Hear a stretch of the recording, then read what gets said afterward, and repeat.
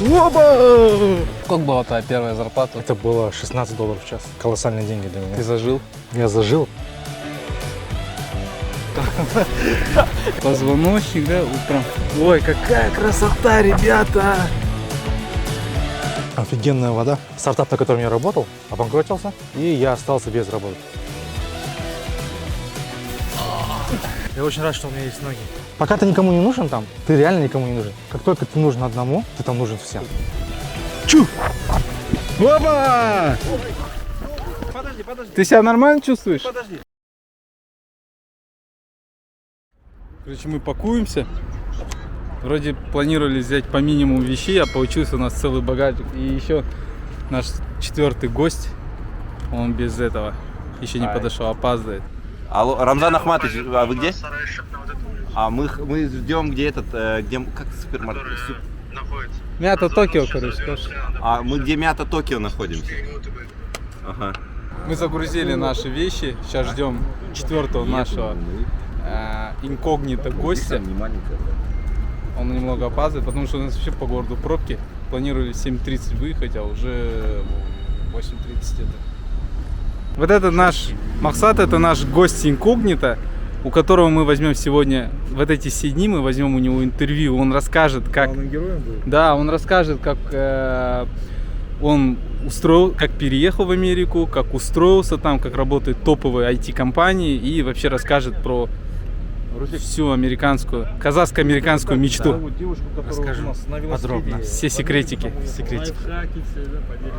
Хочет этот куда-то. Берег Ага, наш сегодня проводник, организатор, который повезет нас по пути предкам. Надеюсь, доедем, все нормально будет. Вот, пацаны, заряженные. Супер. Готовые. Даже домбру взяли. Все? Да. Че, поедем?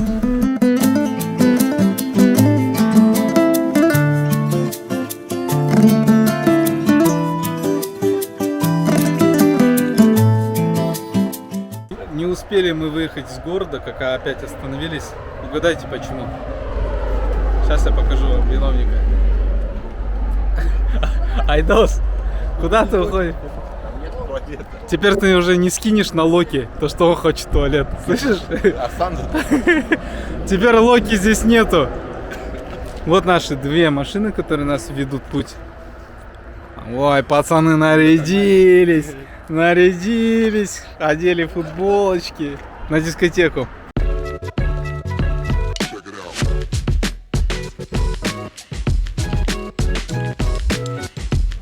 Ну все, мы собрали себе образы. Теперь увидимся уже там, на конном туре в Бойрутау. Мы приехали в Алгабас. Это наш отель, где мы будем ночевать. Время уже 1 ночи. Че, ага, мы с Астаны выехали? Мы с Астаны выехали? Сейчас приедем.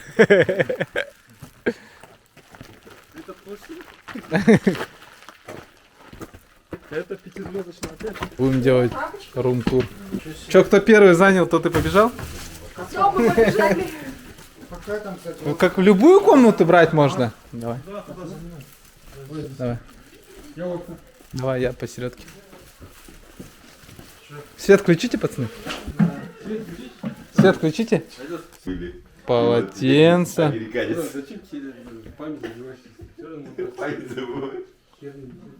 Мы расположились в наших номерах. Здесь в одной комнате 4 кровати, полотенчики даже у каждой кровати, розетки. Вроде чистенько, аккуратненько. Сейчас понюхаем просто. Уберите это. А, это мои. Так, в принципе, смотрите. Бербери. Ну, мне реально Бербери. Пахнет, ну, вроде нормально. Я всегда нюхаю, кстати, незнакомых этих.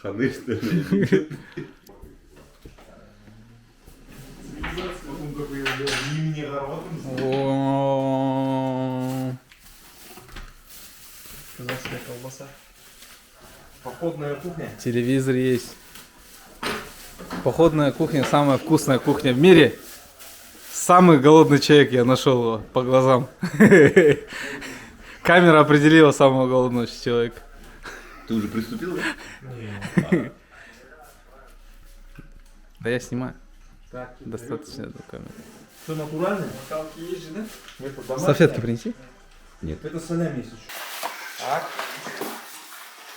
Так, ну зимой где ты брал? Ты зимой же последний раз. Ты же был. Давай, Сан. Давай, вся страна ждет. Вся страна ждет.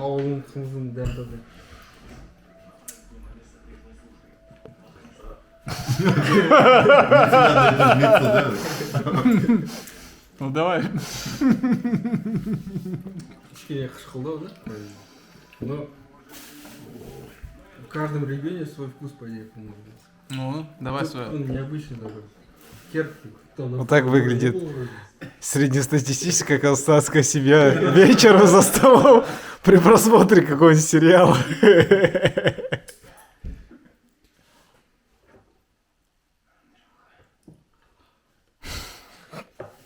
Я один раз заказывал даже каза с Лос-Анджелеса заказывал. Я сам Сан-Франциско рядом, Сан-Хосе жил. Лос-Анджелес. Курказов? Кстати, не спрашивал. Просто Просто мясо. Просто Просто ребята из Лос-Анджелеса ехали. Просто попросил их, стоит $50 за килограмм. Вроде как, да. 55 $55 за килограмм. И как на вкус? На вкус Вот ты сейчас поел шужух и тот этот шужух был спорт. получше.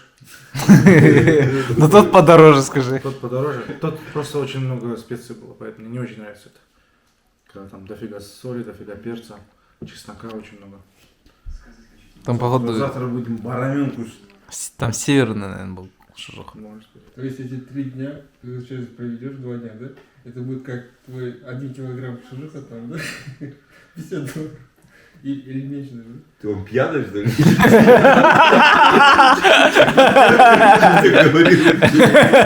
Я один раз с собой забрал целый чемодан, чисто каза. Там было примерно 16-20 килограмм примерно в один чемодан.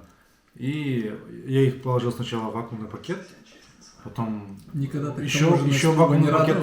Да, короче, еще дофига вакуумного пакета, короче, Да, свой.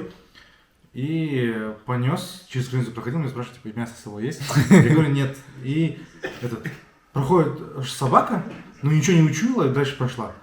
И, ну, в принципе, все где-то... А, ты провез? Провез, да, 16 килограмм? Где-то. Она просто Мак- конину не знает мяса, не восприняла как мясо. Макс Эскобар. Конину провез.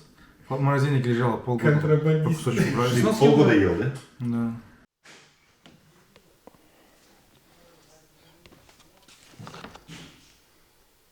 Четыре, трудно. Yes. Вставай. Вот Максат поменял американский комфорт, американскую мечту на степную. Да. Ни о чем не жалею. Как тебе вообще? Вот сейчас ты как ощущения расскажи свои.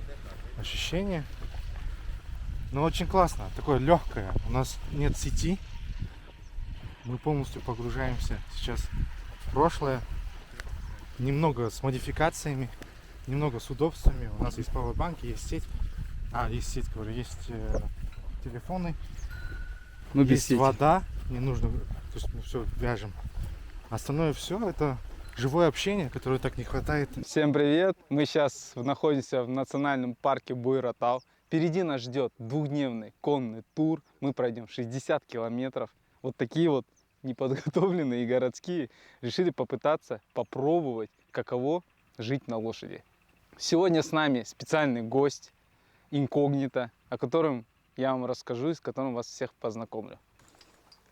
Вот эти красавцы нас повезут, эти 2 дня будут с нами. Мы на них пройдем 60 километров, самый минимум.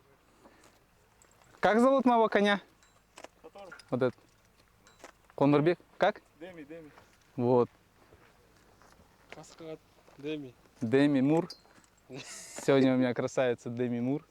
И мы с ней проведем в седле эти прекрасных 2 дня. Здесь должна быть дисциплина. Все, давайте. Слушаем всегда команду. Хорошо. Где-то что-то, если будет подозрение, какое-то там что-то, сразу мне говорите, хорошо? Вдруг что-то действительно там, какой-то некомфорт поймали, сразу мне говорите. Айтин, ага, вот это дурспа, меспа, вот кажется мне вот так. Лучше заранее сказать, хорошо? Всё. Сейчас надо хорошо размяться, чтобы потом было, ну, некомфортно не было. Шею хорошо на меня.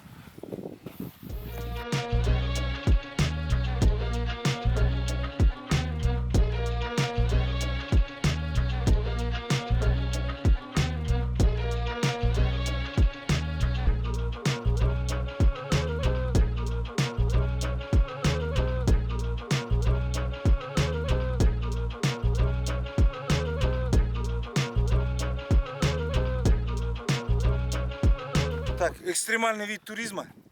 Лошадь это такое непредсказуемое, ну доброе, специальное адамға жаратылған. Вот, есть безопасная зона, вот делится условно. Сзади вообще не подходит. Только рабочая вот зона впереди. Слазим, подходим к нему, только впереди. Все. На 3 метра сзади не подходим. У нас лошади не пинаются, но это на будущее, чтобы вы знали. Все. Так, сначала ТСГНД жестко делаем, на контроль держим. Вот. Держим на контроле сначала. Левую ногу вставляем в стремя. Правой махом. Сели. Зафиксировали. Поймали контроль. Потом я показываю. Нога, видите, свободная. Потом вставляем уже правую ногу. Также спускаемся. Освобождаем. Готовим левую ногу. Вот, наконец, чтобы хорошо вылезла свободно. Махом. Слезли. Все понятно, да? Помимо того, что у нас сегодня необычный выпуск, у нас специальный гость. Зовут его Махсат Кадыров. 28 лет, работает, живет в Штатах, старшим разработчиком мировой компании LinkedIn. Махсат расскажет о своем уникальном жизненном опыте в Штатах, как он туда поехал, как отучился, как проходил собеседование, как устраивался на работу. У него дочка там родилась, да? Да. Вот. Расскажет все вот эти истории, каково переехать туда, как работать, как жить. И поделится нам про казахско-американскую мечту. И особенно этот выпуск будет интересен тем ребятам, айтишникам, которые хотят попробовать свои силы за рубежом. Мне вот в истории Махсата очень понравилось то, что наши молодые ребята вот так спокойно ездят, конкурируют со всеми, можно сказать, нескромно выигрывают эту конкуренцию, потому что работают, потому что они востребованы. И вот этот уникальный опыт, я хочу, чтобы Махсат с ним поделился и рассказал. Давай, Махсат, пару слов расскажи о себе. Всем привет, меня зовут Махсат, 28 лет, 5,5 лет я нахожусь в США, но вот позавчера я прилетел и перелетел, можно сказать, с концами, теперь я переезжаю в Канаду. 5 лет в Америке, 5,5 лет в Америке, теперь в Канаде. В Канаду на год-два, и потом меня снова забирает компания в Штаты. В Канаде я буду жить в городе Торонто, также буду работать на LinkedIn, и через 2 года вернусь в США. Расскажи вообще, как ты оказался в Штатах? Вот ты Оказался... Да, где ты учился, через какую программу поехал, сколько лет тебе было? Вот нам интересно, вот многим будет тоже именно с точки А, когда ты начал. Вот Точка А была... Я знаю, ты здесь учился, в Астане. Я учился в Астане, в ЕНУ. Ага. Автоматизация управления была моя профессия. Это связано с IT тоже? Это связано с IT, но как такового я там знания не получил по IT. Но именно тем, что я занимаюсь. Все началось с того момента, когда в октябре 2015 года доллар обвалил 300. Да? В тот момент брат мой, за что я ему благодарен, он подкинул идею поехать в США, ну, уехать вообще из страны в этот момент. У меня эти мысли были, но не было никогда, этой мысли никто не озвучивал мне. Когда мне брат это сказал, я сразу загорелся. Я хотел 15 октября уже вылететь, типа, по туризму и, типа, остаться там сразу. Но, подумав, там, посовещавшись, правильный вариант был, более стопудовый, это поступить сначала на учебу. По студенческой визе. Да, я выбрал там школу, языковые курсы. Мгм. Поступил на языковые курсы, мне дали визу на 1 год. В январе 16 года, 18 января, я прилетел в Штаты. И через полгода я поступил в ВУЗ, получать магистратуру. Снова подался на визу, прилетал в Казахстан в декабре. И сделал визу на 5 лет уже. И вот с того момента я в Штатах. Профессия моя, которую я брал, магистратура, это была Computer Science, Computer Information Systems. Мгм. Какой у тебя был уровень английского? когда ты Английский ехал? у меня был... Вот честно, когда я первый раз в январе прилетел, я сразу заехал к американцам. Не студентам, мне было 23 года, кстати, мне было 22. Все 22. И они снимали квартиру, я у них койко-место снял. Я тогда понял, что я вообще не понимаю американскую речь. Мне было очень сложно. Они там между собой разговаривали, со мной тоже разговаривали, я что-то не понимал и неловко молчал, потому что я не понял. Тоже не переспрашивал вначале, знаешь. А они как неловко смеялись, потому что они понимали, понимали, что я нифига не понимаю, и диалог не строится. Где-то, наверное, месяц мне понадобился, чтобы я вот прям раскрепостился и понял, не понял, переспросил, и там 1000 раз мне пересказали, но в конце я понял, что они хотят у меня спросить. Ну, IELTS ты здесь сдавал, да? IELTS я здесь, кстати, сколько сдал? IELTS я здесь сдавал. У меня IELTS был 5,5, где-то 5,5 или 6. Но я понял, что это British, да, English. Когда ты попадаешь в среду калифорнийскую, там ребята общаются очень быстро и совсем по-другому это все звучит. Ты взял Foundation год, да? Нет, не было, не было. Я ходил на языковые курсы, и после этого мне вот IELTS 6 было достаточно, чтобы попасть на магистратуру. Магистратура моя была, университет, этот, который я выбрал, он это было не по Балашах, это было просто вот, Ты за свой счет поступил? за свой счет полностью. И универ был для иммигрантов. То есть образование невысокого там уровня, это больше, чтобы держался статус, и чтобы студенческий, да. И еще они дают разрешение на работу. Это вот ключевой фактор. И когда ты как хочешь... ты нашел этот вуз? Ты через Это агентство просто... подавался? Нет. Просто спросите людей, кто там живет. Не надо через агентство, просто спросите людей, кто там живет. Очень много форумов в Фейсбуке, очень много людей в Телеграме создают группы, там, в WhatsApp. Просто попросите вас добавить и поспрашивайте. Наши там всегда ответят на вопросы такие. А как твои близкие родители вообще отреагировали на твою идею о переезде? Но очень... Это было, мне кажется, все были рады в этот момент. Конечно, боялись, но думаю, все были рады. Поддержали тебя. Да. Вот, то есть тебя родители поддержали в твоем решении? Ну, больше всех меня поддержал брат, и брат мне дал первые средства, чтобы я туда поехал. Брат у работать. тебя там живет? Нет, он здесь. Он вернулся. Нет, он никогда никуда не ехал. Он не поехал? Не. У брата была миссия. Это родной твой брат? Да, мой родной брат. Это вот супер вообще. Да. Насколько старше он тебя? На 6 лет. На 6 лет. Как говорится, ағасы бардың, Жағасы бар. жағасы бар, да. Это правда. И в IT я как... Когда я закончил школу, я закончил там золотой медалью. И... Ты какую школу закончил? Здесь в Не, Астане? в Актюбинске. В Актюбинске. В Ахтубе, да? Очень было сложно выбрать вуз. И вот, когда я закончил школу, нужно было выбирать. У меня был в тот момент был грант в СДУ, там Олимпиаду выиграл, когда. Еще был грант там в Авиа.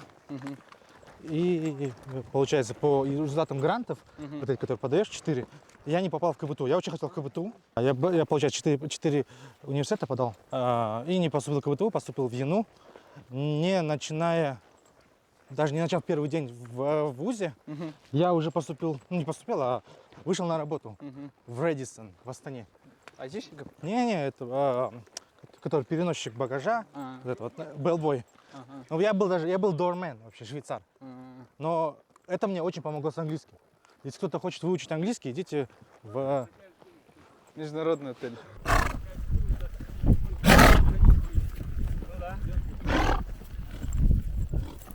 Мы сейчас на подходе к Кауле-Булак. Это горный родник. Сейчас вам покажу, как классно идти к нему.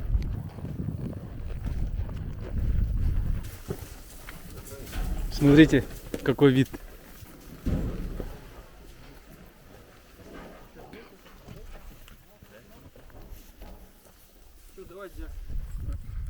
Дегустатор хамуза. Регистрирует Авлиблок. Да, родниковый. Вон, кстати, мы за какой-то этот месяц, это уже наш 3-й или 4-й родник. Вот он называется Авлиблок горный. Есть красивейшая панорама, открывается. Берег ага, разбирается со своими подопечными.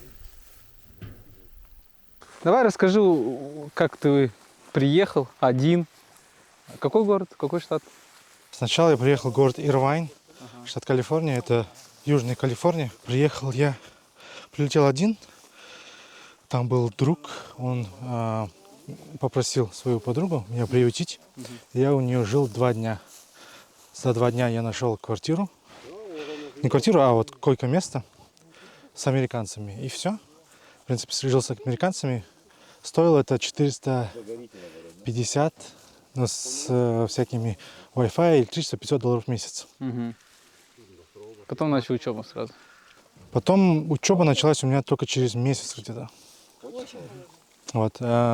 Пришел я с ограниченным бюджетом, вот, чтобы заплатить за первые 3 месяца учебы, именно языковой. И, в принципе все. Сразу начал искать работу. Первая работа у меня была в японском ресторане. Я делал всякие эти пад-тай чикен, знаете, всякое такое, короче. Или там терияки чикен жарил. Вот, всякое такое дело. Платили мне примерно $10 в час. Я ездил на велосипеде. Недалеко было. Но я очень не любил эту работу. Прям вот. Не хотел, да? У меня даже есть видео. Я вел видео-влог для себя, журнал. И там я говорю о том, как я... Ты можешь не нам люблю. скинуть, мы можем Кусок? сделать, да? Вставки. Да, Да, накинуть, да, нарезки да. и показать, каким ты был. Да, и там 1000 то одного очень худой. получается. И вот первую неделю, когда я приехал в Штаты, я потерял паспорт, вот первые выходные. Как это произошло? Это произошло вот с этими американцами. Мы пошли гулять. Мгм. Ну, в даунтаун города Хантингтон-Бич. И так случилось, что на следующее утро я думал, что я отдал паспорт кому-то, потому что у меня удостоверения еще ничего не было, айдиш калифорнийский. Я пошел с паспортом, чтобы 21, ну пока что 21. На следующее утро я его не нашел. Я думал, что он... друзей, Погулял хорошо. а мои друзья, вот, ну, не друзья, вот, которые румейты, их забрали в обезьянник, вот именно в тот вечер. Там получилась драка, и в этой драке, получается, все там непонятно, что случилось. И, короче, забрали. Вечером я прихожу, он говорит, что ты мне паспорт давал, но я тебе обратно его вернул. Мгм. Я, короче, в панике на следующий день пошел искать, прошелся по всем барам, в которых мы были во всех, можно сказать, в эту ночь. И один только был закрыт. Один был закрыт, и я подумал, навряд ли мой паспорт там. Не нашел паспорт, связался с посольством, начал делать новый паспорт. Это занимает дохренища времени. И я через 4 месяца, мой друг мой один, Бауэр, он работает в Google, кстати, говорит, ну пойдем посидим там в баре. И мы пошли в бар, и Бауэр спрашивает официантку, а вы случайно его паспорт тут не прячете? Она говорит, ну давайте я посмотрю, и приносит мой паспорт через 4 месяца. А после ты не того, как я- подавался на временный? Я подавался на новый паспорт полностью, наше посольство в Вашингтоне. Вот, и я получил свой паспорт, а за это время, получается, у меня не было никакого ID с собой. То есть я в универ пытался поступить. Хорошо, что у меня там какая-то фотка осталась паспорта, но вот паспорт как такового я не мог бы показать им. Вот, через 4 месяца я это нашел, и Какой стресс ты испытал это уже был на очень начальном, большой стресс, но было интересно, да. Приключения вначале очень были. До того, как я нашел первую IT-работу, да? Кем ты работал, расскажи. вот, получается, первое я делал в ресторане работал, Мгм. да, вот делал всякое, ну, жарил. Потом я работал, один раз я устроился маляром. Нужно было там покрасить один магазин, который йогурты делает. Я сказал, давайте я покрашу, мне дали там $100, я покрасил ночью, 2 дня ночью красил. Потом я работал, один раз это было у иранца, я работал очень, ну, приличное время одного. Я был техничкой, можно сказать. Убирался, да? Да, получается, я там помогал на кухне, мыл посуду, плюс еще занимался вот такой работой, там полы мыл, туалет мыл, короче, тоже платили $10 в час. Работа покрывала твое жилье, расходы или как? Расходы были минимальные. Я кушал в то время, есть магазин такой 99 cents, где все по 99 центов. Мгм. Я оттуда брал, большинство это были роллтоны, да. И еще я себе мог позволить взять фарш. Он стоил $2, 1,99. Я из них делал котлеты, брал рис тоже по 99 центов, отваривал рис, и у меня иногда такое было. Сколько ты в таком режиме В жил? таком режиме я жил до момента, когда, наверное, летом я взял проект. Это год прошел. Нет, в это лето. Это же. Наверное, до где-то сентября примерно я так жил. Ну, у тебя, значит, были какие-то уже навыки в IT-сфере? Да, работать айтишником я еще начал еще в Казахстане. То есть, когда Именно веб-разработка? веб-разработка я начал первым курсом. Фронтенд. Первый курс университета еще. Получается, я попал на ту специальность, которую я на самом деле не хотел. Да? Я хотел в КБТУ, но попал на автоматизацию управления.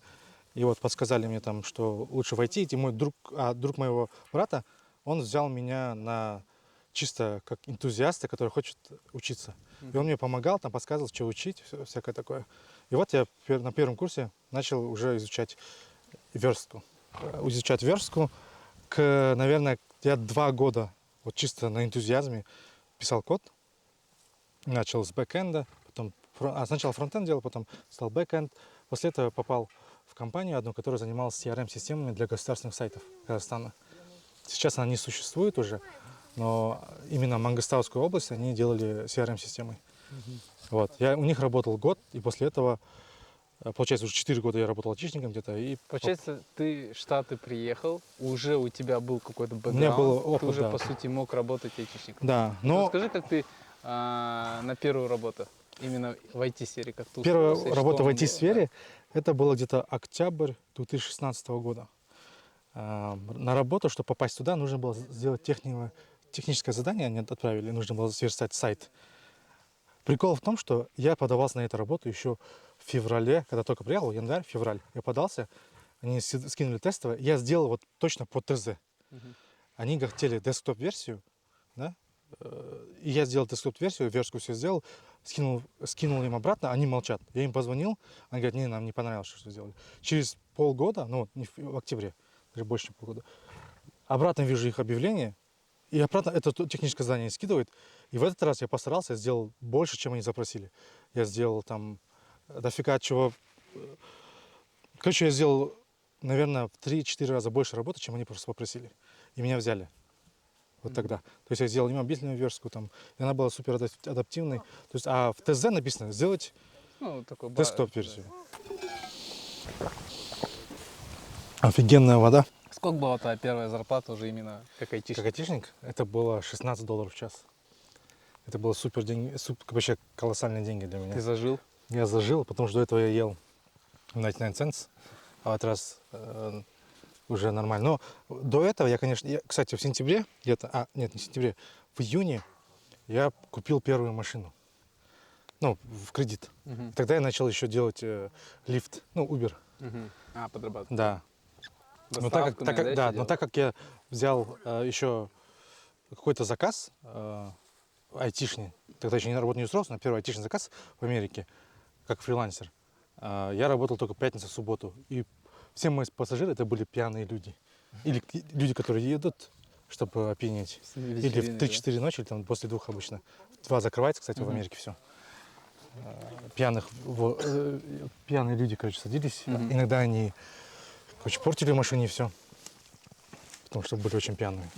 Расскажи вот первый день своей учебы, каково это было? Да, вообще никаких ощущений не было. В принципе, я понимал, что этот вуз не для того, чтобы у меня появилось разрешение на работу. Он тебе знаний не дал? Знаний нет. Знаний я получал чисто в компаниях, где работал. На пары ходил ты? На пары ходил все. Постоянно ходил. Ходил. Они, кстати, так как это вот университет, чтобы для иммиграции, они сделали очень удобно. У тебя пары после 6. Как вечерние, всего лишь, да. Как вечерние у нас школы. Всего лишь 2 раза в неделю. Так что это очень круто. Такие университеты находить, где есть типа First Day CPT, они там так пишут, что с первого дня у вас будет разрешение на работу, и вы сможете поддерживать себя. Потому что многие, кто хотят через учебу, они думают, что нужно вот капец много денег, и у них там на год нужно запасом деньги с собой брать. Но нет, нужно выйти на работу с первого дня, зарабатывать, и это точно будет обеспечивать и учебу заплатить, и жилье, и еду. Сколько вот твой диплом стоил? Ты сколько Все обучался? обучение стоит $26 000. Это За сколько? За 2 года. Двухгодичная программа. Мы напились родниковой воды в Сауле-Булак.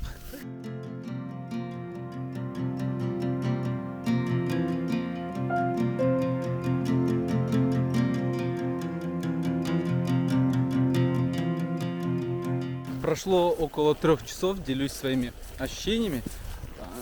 Немного жарковато. Седла очень комфортные, идем спокойным шагом, поэтому ничего не болит, не натирает.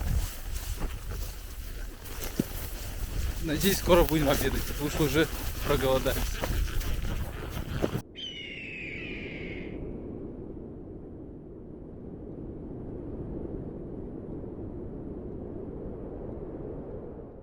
У нас сейчас будет часовой привал, обедать будем здесь, чай пить. Вот такой вот тут второй родник. Выглядит, конечно, не так уж презентабельно, но сказали и уверяют нас, что здесь вода чистая, можно ее пить. Пить я все же, наверное, не стану, но умоюсь и... Ты как? Я думаю, попить. Давай, сейчас чай ставим. Как было? Вот ты пришел на учебу, параллельно работал. У тебя учеба, ты говорил, начиналась с 6 вечера. Да, университет для иммигрантов, получается, подразумевает, что люди работают, ну и магистратура сама по себе для людей, кто работает. И обычно уроки с 6 до 9 примерно, до 10. Вот, 2 раза в неделю. Это И бакалавр, да, у тебя Нет, был? это магистратура была. Магистратура, да? Ну, это дает возможность полностью работать, прям full time, каждый день. Угу. Вот. Одногруппники там были наши? Или ты единственный был? С Казахстана была одна девчонка всего. Только одну, наверное, видел, и все. Ну так наш проходит обед. Мясо съели уже мы. Вот это прикольная штука. Готовый каш. Удобно брать с собой. Сейчас затестируем такую готовую чечевицу по-французски. Чечевица по-французски реально. А экспресс Беша нету? А вот такой продают, кстати. Да? Типа, нет, только как эти. Как Ролтон написано. Бешпармак. Как ты именно попал в Кремниевую долину? А в долину я попал После университета, да, только? немного не так. В 2016 году, первый раз, когда я прилетел вот в Ирвайн, город Лос-Анджелес, это Южная Калифорния, это не Кремниевая долина совсем. В Ирвайне есть тоже IT, очень много IT-стартапов. Там есть вот Blizzard компания, да, которая делает World of Warcraft. Вот. Я начал ходить на стартап-тусовки. И, в принципе, тогда я уже думал о Кремниевой долине, но так как я нашел работу, я остался там. Еще учеба была, короче, я там остался. Но в 2018 году, в 2019 году, стартап, на котором я работал, кстати, еще эту историю не рассказывал, но стартап, на котором я работал, обанкротился, и я остался без работы. Тогда я создал свою компанию IT в Казахстане. И в январе я переезжал снова в США. Я находился в Казахстане какое-то время, потому что моей жене не давали визу. В январе я возвращаюсь в США в Ирвайн, беру тачку, жду ее в аэропорту. Через 3 дня она прилетела, или 6 дней. И мы вместе рванули в долину. Получается, там договорились комнату снимать у казахов. Вот снимали комнату. И так я переехал в долину без работы. Без какого-либо плана? План был найти работу. То есть, потому что работа той, которой я работал, стартап, она обанкротился. Есть IT-компания, но она не дает заработка такого, который мог бы обеспечить меня и семью. И вот в январе мы переехали в долину, я там начал искать работу примерно где-то 16 января, кажется, 18 января. Сколько затянулись по сроку поиска работы? Я писал пост об этом, что 33 дня я был без работы. Ну, точнее, без работы я был долгое время, с октября, считаю, я был без работы. Какие-то там были фриланс-работы, там где-то я был адвайзером, где-то был типа CTO, помогал новому стартапу одному. Но все равно это не было такой стопроцентной, такой secure, да, работы, безопасной. В январе, вот с 16 января где-то я начал собеседоваться. И первое, куда ты устроился, какое место работы? Вот в январе 2019 года, 2020 года, когда я переехал, да, полтора года назад, вот 33 дня я искал работу, и только или на 33, я точно не помню, но я писал точной даты даже писал. Я под конец уже получил 3 оффера. Куда? Один оффер был контракт, позиция в Google, один оффер был LinkedIn, и еще был оффер от стартапа, очень классного стартапа. Это было в самом начале моего интервью процесса, вот в январе. Они мне очень понравились. Там все CEO, CTO, они все с крупных компаний, которые занимались вообще крутыми делами, но они мне не скинули оффер в течение месяца. То есть я ждал, они ничего не скидывали. Они делают X-ray, да? Точнее AI, который считает X-ray, вашу флюорографию лучше, чем человек, совершает намного меньше ошибок. Медицинский стартап. Да. И получается, быстрее работа идет, в принципе, потому что человек-то не нужен. И ошибки тоже человека уже. И как раз началась пандемия. И получается, этот стартап сейчас капец как вырос, у них просто нереально, какими они сейчас стали. Ты жалеешь, что к ним не попал? Не жалею. Не жалеешь. Не жалею. Почему именно LinkedIn ты выбрал? Я не Google. Казалось бы, Google это мечта, наверное, для... Ну, это, во-первых, это надо, кстати, людям знать, что есть контракт, есть не контракт. LinkedIn, кстати, у меня тоже был контракт, но он был контракт to hire. Когда мы с ним разговаривали с менеджером, он говорил, что сейчас это контракт-позиция, но они хотят человека сразу в команду, то есть его переводить. Google собеседование у меня было не таким душевным, как в LinkedIn. Получается, это больше вот именно культура внутри компании, атмосфера привлекла больше. Я не говорю, что это не культура Гугла, а именно человек, который меня интервью проводил, он не дал мне понять то, что будет круто. А в LinkedIn меня очень так приняли душевно. И вот интервью на cultural fit, что культурную совместимость, да, у меня такого интервью Гугла не было, не было никаких слов с командой, поэтому я склонял. Это очень долго я выбирал, получается, мне скинули они оффер, на следующий день я получил оффер от LinkedIn, и вечером получил оффер от вот этого стартапа. Это было в среду, получается, в среду у меня были все... в среду это было, и я 2 дня размышлял. Там я LinkedIn сказал, что получил оффер от Гугла, потом они спрашивали, сколько они предлагают, мы типа предложим больше. Ничего себе. И вот так я говорил, этим не врал, как бы реальные цифры называл, и они все больше и больше, больше и больше делали. Еще была разница, в Гугле они собирались давать мне грин-карт. Сразу сказали, начнем грин-карт процесс на контракт. И я в какой-то момент задумался. Казалось бы, перевешивает, да, все вот эти бонусы. Казалось бы, перевешивает, на самом деле нет. Это вот я второй раз, когда я отказывался от грин-карты. Первый раз когда-то? У тебя было, получается, 2 попытки, у меня было 2 шанса шанса получить грин-карту от работодателя. Да. Почему ты отказывался? Потому что это такой договор с дьяволом, можно сказать, как продать душу. Ты получается, ты подписываешь, делаешь грин-карту, и ты подвязан под это работодателя. И все, да, и ты, по сути, раб, пока ты не отработаешь. Пока ты не получишь грин-карту, да. После этого ты еще грин-карту получил, ты как бы морально обязан, как будто еще поработать на них. Такого я не хотел. То есть это такое ограничение свободы, за которым я точно не полетел в США. Вот. А первый раз, почему я отказался? Первый раз был, я работал в компании одной, мы делали CRM-систему для продажи недвижимости. И в январе 2017 года я с ребятами, 2018 года, я сидел в таком ресторане, где есть поезд и суши так крутятся, тебе приносят.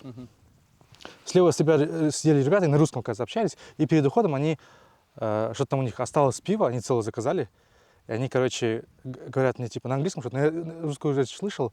Акцент понял. Да, и, короче, говорил, я на русском ответил и передал, короче, пиво всем, кто там справа сидит, вот так поезд, такой барной стойкой, и все начали это пиво себе разливать, они за это платили. И потом мы как-то заобщались с ними в этот момент и сказали, давайте встретимся. Они поняли, я рассказал, что я айтишник, они тоже делают IT-стартап.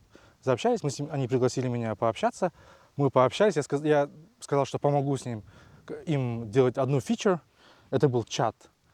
Идея стартапа очень крутая. Почему я решил им помочь, бесплатно это все было? Потому что они хотели, в Америке есть такая проблема, и в Казахстане тоже, в принципе, у кого есть деньги, те могут нанять себе хорошего адвоката, а те, у кого нет денег, они, ну, даже адвокаты себе не могут нанять, потому что очень дорогие адвокаты. Получается, те, у кого есть деньги, они всегда выигрывают в суде, получается. А те, у кого нет денег, они проигрывают, даже если они правы. Вот это вот меня очень сильно тронуло, я решил им помочь. Получается, я им сделал этот фичер, который я делал, это было чат внутри этого стартапа. Почему он такой был важный? Потому что там идет attorney-client privilege, то, что они не общаются, ни в твоем случае не должен знать кто-то другой, третий. Да, потому что адвокатская тайна. Безопасно, да. Я с ними над этим работал, а в моей компании, в которой я работал в то время, они начали процесс грин-карты для меня. Вот они уже там наняли адвоката, ну не наняли, они там, ну, знакомые у них уже есть, мне сказали какие-то шаги, какие будут. И типа начался процесс, там надо, типа они уже ищут на мое место, ну, место какую-то вакансию, типа от этого кандидата, типа ищут. Это все началось, и я подошел, короче, я решил уйти с компании и пойти в стартап, чтобы вот осуществить то, что они хотят, чтобы мы убрали вот эту вот пропасть между богатыми и бедными, и чтобы access to justice, да, как сказать правильно на русском, доступ к правосудию был у всех, неважно от того, сколько зарабатывают люди. Вот я ушел к ним, ну, получается, зарплата была меньше, плюс грин-карты не было, и я ушел все равно в этот стартап. На таком энтузиазме, поверил Просто в на идею. энтузиазм, поверив в идею. То есть я был первым их наемным работником, который вот просто сказал, я хочу к вам, а они просто стартап. И они меня взяли, получается, мне выделили там shares, да, ну, это акции компании. И я начал работать с ними. Мы там очень долго это все делали, очень огромная система, сделали 2 платформы. Одна, получается, полностью non-profit, никакой даже, ну, никакой прибыли от нее нет. А другая for-profit, как Uber. Там адвокаты, у которых есть время, суббота-воскресенье, там, не знаю, вечером, могут немного помочь людям. Да, по уцененке, там $100 в час, хотя у них начинается прайс от 250, например. И в 2018 году, ну, получается, мы получили 2 раунда каких-то денег, да. В 2019 году, так, я уже не помню, в 2019 году, в августе закончились деньги вообще полностью. Должны были получить новый раунд, но не получили почему-то. Короче говоря, инвесторов не нашли, деньги закончились, оставшиеся деньги оставались немного на счету. Но мы решили, что полностью отказываемся от разработки чего-то нового, остальные деньги полностью пустить в маркетинг. Получится, не получится. Ва-банк такой. Да, ва-банк, короче, ушли. Я был, типа, на договоре на 1 год, что в течение года, если нужно будет что-то там подкорректировать, то я подкорректирую. В течение года я получу все акции, которые мне принадлежат. И вот в августе у меня не остается работы. Получается, вот этот стартап закрылся, и ты остался без работы. Я остался без работы, и еще я улетаю 15 числа с августа с Америки. Мне за 2 дня нужно найти компанию, которая, чтобы не потерять статус студента, да, мне нужно было найти компанию и составить договор, что я работаю у них. Потому что иначе я потерял бы статус студента, а в таком случае я не смогу вернуться в США. Я нашел, начал работать над другим стартапом, который помогает людям менять профессию, как раз таки. Но и помогает менять не в плане, вот, например, если ты финансист, ты хочешь стать программистом, но ты уже 15 лет финансист. Чтобы стать программистом, ты думаешь, блин, все, 15 лет опыта, какой-то подход, надо начинать с нуля. Но как в практике оказывается, очень много скиллов, скорее всего, у тебя есть, которые нужны, ну, программисту нужны. Attention to details, да, там, финансисты там очень могут, ну, заметить многое. Ну, это очень много вещей, которые ты не понимаешь, что у тебя есть, которые ты можешь указать в резюме, но ты не понимаешь. И мы сделали игру, которая вытаскивает из тебя эту информацию. Такая, ну, получается, я сделал MVP с ними вместе, и в январе я уже приехал и начал искать работу. А они, получается, дальше разрабатывали этот MVP. Сейчас я не знаю точно, что с этим стартапом. Я знаю, что он как бы не выстрелил еще. Подожди, вот не понял, ты говорил, что ты первый раз отказался от грин-карты. Это вот с тем стартапом с русскими ребятами? Да. Не с русскими, получается, русскоговорящие. Русскоговорящие. Но они закрылись, и твоя вот это весь процесс подачи на грин-карту заморозился? Заморозился еще до того. Когда я стал работать с этими ребятами, остановили процесс грин-карты с моим работодателем полностью, который был до этого. Потому что я ушел от работодателя в стартап. Вот. И все, я понял. Ты для работы в этом стартапе отказался от грин-карты? да. Для вот работы в этом это стартапе первое. отказался от грин-карты. Вот, ну, послушаешь по твоим вот словам, кажется, все так легко. Ты приехал, сразу нашел одну работу, вторую работу, там тебе Google приглашает, эти приглашают. То есть неужели вот так слышится, как будто это легко? Неужели там такой нет, вот говорят же, бешеной конкуренции, там со всего мира программисты? Есть Или просто... у тебя какой-то такой уникальный там Я так не считаю. опыт? Я считаю, что просто это определенно какая-то удача, но эту удачу нужно создавать. Нужно создавать окружение, чтобы эта удача пришла. Нужно, возможно, переехать в Кремниевую долину, чтобы эта удача пришла. Возможно, нужно общаться с программистами. Возможно, нужно читать блоги и посты людей, которые это уже сделали. То есть эту удачу надо как-то к себе притягать, а не просто вот думать, что я есть не могу, и мне никогда не повезет. Несмотря на бешеную конкуренцию, там можно Можно найти работу. найти да. работу. И конкуренция реально бешеная. Я помню, получается, я LinkedIn начал с контракт, да, а потом понеслась пандемия, и мой процесс становления full-time их работникам, да, полностью с ними контракт подписать напрямую, он, получается, на неопределенное время заморозился. Потому что они не могли себе позволить новых людей, потому что им нужно избавляться от своих, потому что очень большой груз, экономика стоит. И только в декабре у меня было собеседование снова. Мне пришлось снова проходить собеседование, 6 этапов, 6 часов, получается, собеседование было. Очень интересная, возможная вещь для людей, почему я проходил это собеседование. Раньше это было просто, они берут документ и говорят, все, мы конвертируем тебя, да? А сейчас есть движение, как Black Lives Matter, да? Есть Women in Tech, например, да? И у них есть квота. И нужно давать возможность им попасть в IT тоже. Это на самом деле, некоторые думают, это нечестно, но на самом деле это честно. Им тяжелее попасть. И старт у них хуже был. Да, им тяжелее попасть. Пусть это будет на время так, потом это все сравняется. Нужно немного тоже уметь жертвовать. Да, если все-таки ты будешь классным кандидатом, и тебе просто поставить рядом женщину, да, например, но она будет хуже, чем ты, это не означает, что она получит твою работу. Это означает, что ты все равно получишь работу. Но если вы будете одинаковыми, то приоритет будет все-таки, чтобы женщина или в Америке афроамериканец или латинос получил работу.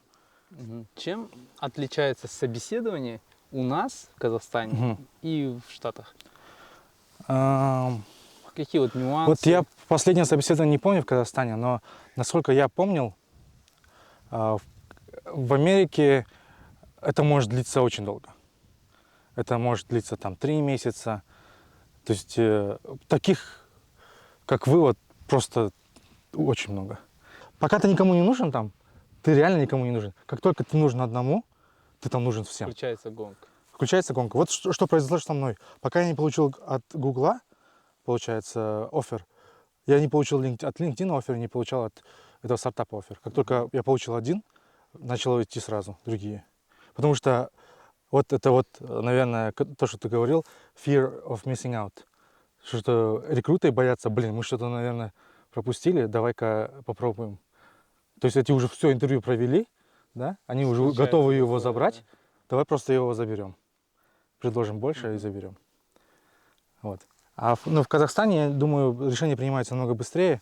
Но, по крайней мере, я очень быстро принимаю решение в своей IT-компании. У тебя есть IT-компания, она базируется она в Казахстане, да. или Нет, в Казахстане. Ты здесь какие услуги оказываешь? Это IT-компания больше как мое хобби, наверное. Потому что мы пытаемся сделать? Мы пытаемся делать в Казахстане новые продукты. Полностью стартапы. Но берем тоже коммерческие заказы, чтобы жить, получается, чтобы он существовал. Эта компания существовала, то есть она уходит в ноль, в некоторых случаях даже в минус. Но что-то мы делаем. Вот. Насколько тяжело управлять? У нас, например, часовая разница, дистанционное управление. Это делегирование просто. У меня очень классный проект-менеджер, она всем занимается. Да. Прежде чем дальше отправиться в путь, сейчас все подтягивает, затягивает. Техосмотр. Техосмотр делает, пит-стоп. Пит-стоп.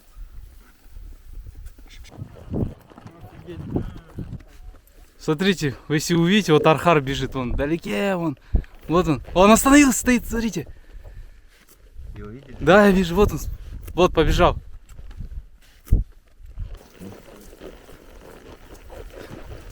Оба!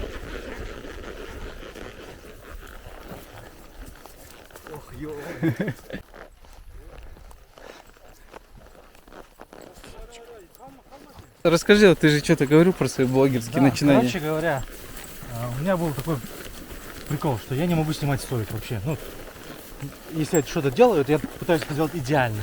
Ага. Раньше, когда я писал посты, у меня там могу несколько дней уйти, чтобы отредактировать, там ошибки убрать, функционацию поставить, напоминание. После у меня, короче, есть тренер по голосу вообще. И как-то мы с ним общались. И он меня спрашивал насчет того, что почему такое. Ага. Я просто говорю про свое детство, и у меня было такое, что я там в олимпиадах участвовал, да? Ага. На красный диплом закончил. На красный диплом, на Алтон Берега У тебя, закончил. короче, перфекционизм. Не то, что перфекционизм. Синдром отличника. У меня мои родители очень много надежд возлагали, в смысле, всегда были уверены во мне. Ага. Настолько уверены, что когда был экзамен на ЕНТ, они позвали к гостей отвечать на Алтон Берега, даже когда тесты еще не вышли, результаты. Ничего себе. И я понял, что у меня было очень большое давление в этом плане, потому что меня очень сильно верили. Ага. Я боялся подвести.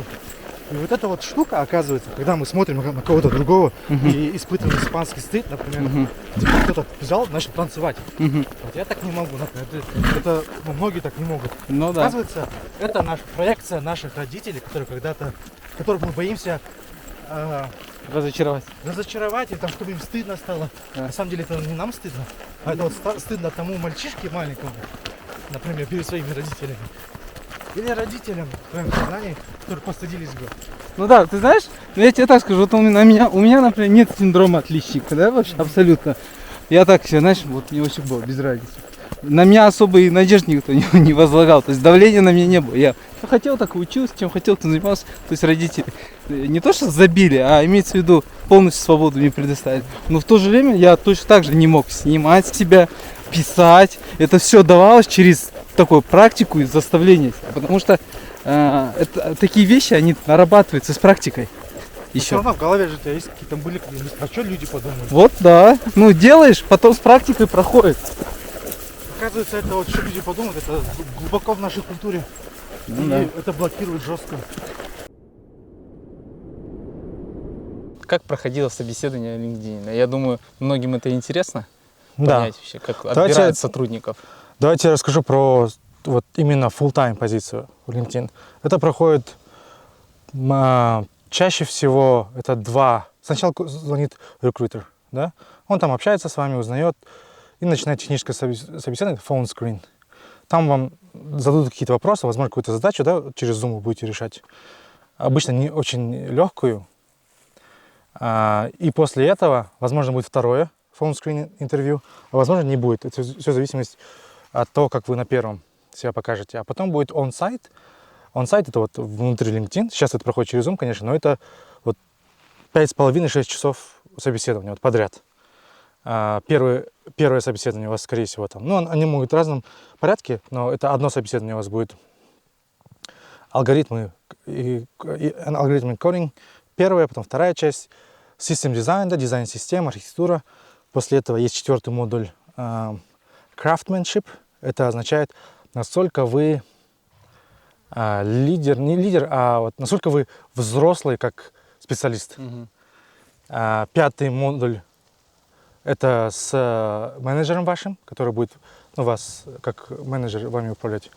И шестой это lunch ambassador. Это вот просто человек должен почувствовать вайб. Это наш человек, не наш человек. Это вся его оценка. Он с ним ужинает, обедает, общается на разные темы и понимает, Есть контакт? есть контакт, нет контакта. Это очень тоже важная вещь. Самое, что сложное, наверное, для казахстанских специалистов, это craftsmanship.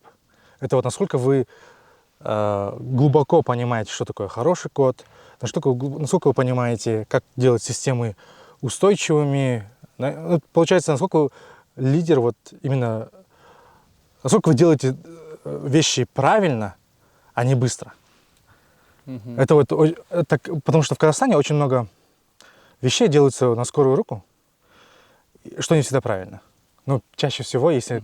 Получается, возможно, компании, которые это делают, настолько не растут, что у них вот этот bottleneck, да, такие, ну, проходимость все равно все еще проходит. Пускай. Да, но в больших компаниях обычно делают вещи правильно, но медленно. Это может быть очень медленно, мы так и называем это LinkedIn Speed. То, что любое решение может делаться с митинга на митинг переходить, но не решаться, хотя за это время, казалось бы, можно было это все уже сделать. Вот эти все этапы ты собеседования прошел, сколько по времени заняло? 6 часов примерно. Не, вот 1 день. 1 день. Все вот эти 6 этапов. 6 этапов это вот именно on-site, да, внутри компании, когда вы идете в офис. 6 часов занимает. 6 часов заняло. Тебе предложили, ты сразу на старшего разработчика попал? Или Да. начал... Нет, именно уже со там старшего? я уже был старше, потому что к этому моменту, получается, я начал кодить вот с верстки, да, самого азов. Это 2011 год. Когда попал в LinkedIn, это же был 2020. Ну у тебя уже такой почти 10-летний Да, почти 10 лет. Но это все равно какая-то часть 2016 года, 5 лет, это казахстанский опыт. Я бы его сделал бы, наверное, не знаю, год-два, снизил бы эти 5 лет, как опыт. Все равно. А остальные там уже очень быстро опыта набираешься в больших компаниях. Потому что компания, например, первая компания, в которой я работал, она делала CRM-системы, у нее было 1500 клиентов, и это уже, и она там делала обороты, но большие. 1500 именно не простых клиентов, а бизнесов. Да. Вот мне еще вот интересно, какая уникальность или преимущество есть у нас, например, там? Вообще, что-то мы можем ли предложить или в чем-то мы где-то, может, лучше других? Есть ли у нас какая-то особенная, может, культурная или такая вот есть фишка? Я понял такое, что мы легко, но во всяком случае образованная часть населения в Казахстане, да, которая, скорее всего, туда полетит, большие IT-компании завоевывать, они очень хорошо умеют коммуницировать. Вот это вот именно наше легкое общение между собой, оно очень важную роль играет на самом деле. Вот именно сообщений, там, коммуникация с другими командами. Люди просто понимают, что будет очень легко общаться, а если они понимают, что будет сложно общаться, они, в принципе, могут не задать какие-то вопросы. Или могут не переспросить, потому что ты отвечаешь грубо, например. Всякое такое. То есть мы как-то адекватные, да. коммуникативные. Да. И, наверное, и даже, можно сказать, адаптируемые. Наверное, да? Очень адаптируемые, да. Это правда. В принципе, все, кто в СНГ, этим отличаются там. С ними очень легко коммуницировать. Ну и образование, именно в IT, очень много кто с КТЛ. Вот, эти ребята очень хорошо пробиваются. Все олимпиадчики по информатике, в принципе, они там могут найти себе место. Давайте расскажем про людей, которые вот не с этой сферы, вот они вообще не занимались IT, но они очень хотят. Для таких людей есть специальные программы. То есть вот, те, кто смотрит, если у вас нет ничего связанного с IT, но вы очень хотите попасть в IT, есть специальные программы, которые переквалификация уже внутри компании. То есть ты попадаешь в компанию, и из себя делают специалиста, прямо с нуля. Это очень крутая. Но туда, чтобы попасть, нужно написать очень крутое эссе. И прям... Но это реально. Я знаю, например, девчонку одну, которая занималась кино, а потом перешла в IT. Классно. И у всех, значит, есть шанс? У всех есть шанс, да. Эти истории должны быть, душераздирающими, на самом деле. Очень много желающих, и женщинам туда будет проще пройти, кстати. Вот тут мы нашли...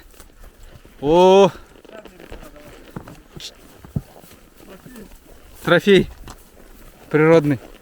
Смотрите, полностью скелет, позвоночник, да, прям.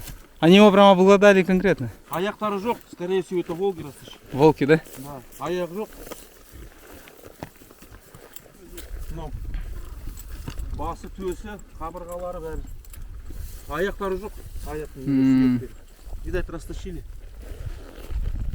Смотрите, как тут живописный вид какой открывается. Вообще. Богомол сидит такой, смотри. Где? А, здоровый, да, такой?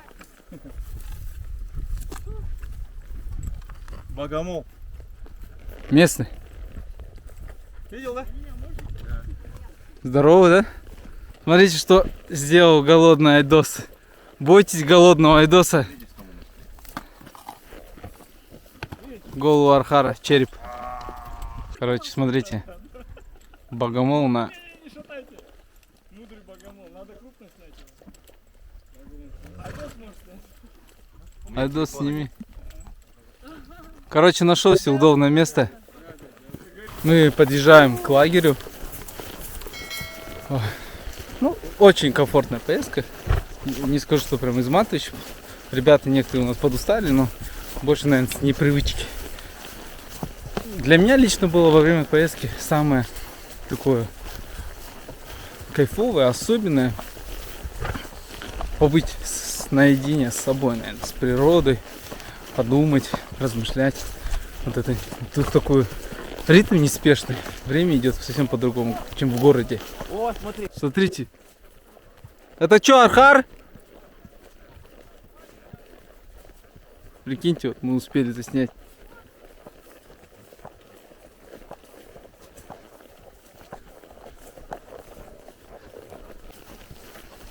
Мы не так много снимали во время пути, потому что тяжело на коне с аппаратурой.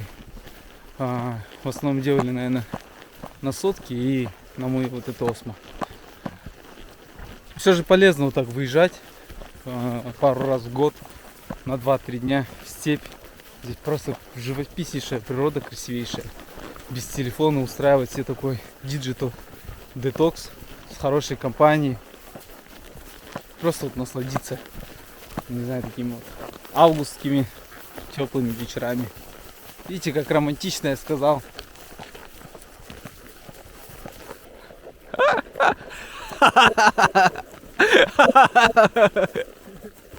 Я заснял айдосик.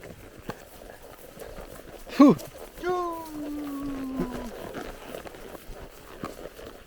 Насколько дружны наши Казахстан в Америке. Какие есть комьюнити, там клубы, землячества. Какая-то есть у нас там вообще, как, не знаю, ну, у других народов. Вот. Есть. Но это все происходит в Фейсбуке. Дружба. Ну, дружба. Фейсбук, WhatsApp. В Телеграме, возможно. Короче, каждый город создает себе какую-то страницу. Там люди постят что-то, объявления какие-то. Каждый город просто WhatsApp группу. Каждый создает. Общается там. Собираются обычно большие праздники. Там на Наурыз, такое. В IT-сфере расскажи про наших. Наши Есть ли там, много ли? очень много. Очень много? Очень много наших. Ага. В Кремниевой долине? Да, в Угле очень много. Это Во чё? всех компаниях, в принципе, они есть. Ага. И они между собой общаются. То есть, ну, подтягивают как-то, да? Да, а там друг другу реферал делают, да, чтобы Супер. интервью. Мы на подходе уже к лагерю. То есть уже где-то вроде почти 12 часов мы идем. 12 час. Ну, мне реально по кайфу. Подожди. Живой? Тяжело. А? Не слышно тебя, живой, говорю? Я живой, но это очень тяжело. Я не представляю, как вы завтра скакать будете. Вы только что сколько скакали? Километров 40, наверное, 50? Ну, я посчитал примерно где-то 11-12 часов уже мы. Да. И это реально тяжело. Ничего. При том, то, что мы с тобой еще катались, Да. и у нас какой-то опыт есть, но это все равно тяжко. Это, короче, бешеный экспириенс. Ну, зато смотри, как тут красота, да? Да. Зато оно того стоит. Оно того стоит, реально. Вот, видим наш лагерь. Че, пацаны, довольны? Это, знаешь, это такой кайф видеть белый RAV4, я не знаю. Я просто никогда в жизни не был так рад видеть его. Все, мы прибыли уже в наш лагерь. Сегодня почти мы были больше 10 часов в седле. Первый день завершен. Отличное настроение. Сейчас нас впереди ждет ужин. И отбой завтра ждет нас второй день. Даже биотуалет, смотрите. Биотуалет, 2 палаточки, беседка, алтбакан, кизи. Там какой-то коттеджик. Не наш. Вот сейчас ты на камеру снимаешь? Да. Вот сейчас прочувствуй свое состояние, да? Ага. И почувствуй его, когда ты слезешь с лошади. Давай. И опиши свое состояние. Я буду снимать сейчас... Пацаны, я буду снимать ваши реакции, когда вы слезете с лошади.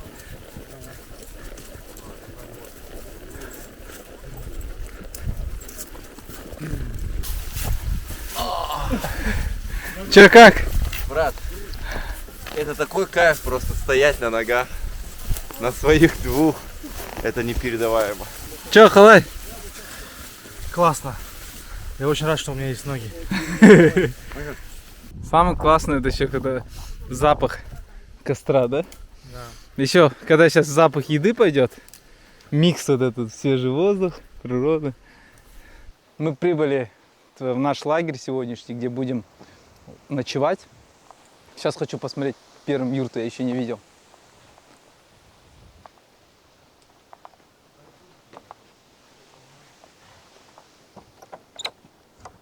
Ух ты, классная, да? Смотри. Шонрах прям, кириги. Курпешки. Вот это вот будет сейчас ночевка конкретная под звездным небом. Я в юрте буду спать. О, сейчас у нас по плану будем делать самовар и курдак, наверное. Самовар? Ну, ставить самовар и делать курдак.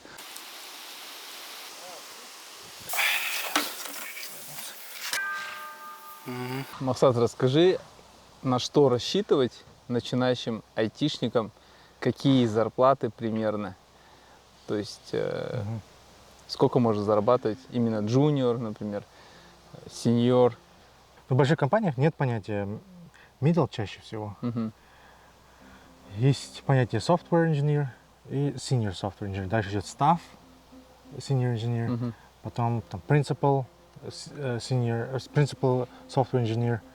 И зарплата начинается обычно в больших компаниях. Это начинается от 120 тысяч долларов, мне кажется, базовые. В год. В год. Плюс у них всегда есть акции компании. И это, наверное, примерно... Я точно не могу сказать, но в районе, наверное, 150. Эти цифры не точные, пожалуйста. Снизу там покажите, какие точные цифры. Мы не будем показывать. Насчет software engineer я точно не могу сказать. Senior software engineer, что я видел? Это примерно 160-190 тысяч долларов в год. Не тем мы занимаемся, да.